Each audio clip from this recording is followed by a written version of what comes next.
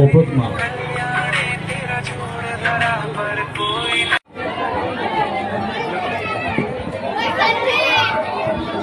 আর মাত্র 5 ঘন্টা সময় আছে কাল বিজয়া দশমী। কাল বিজয়া দশমীতে আমাদের এই প্রতিমা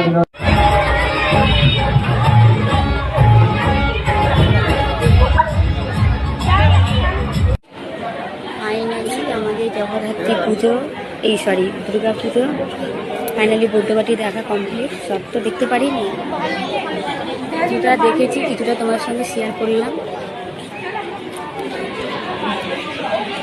নেমে দেখুন অবস্থা খারাপ,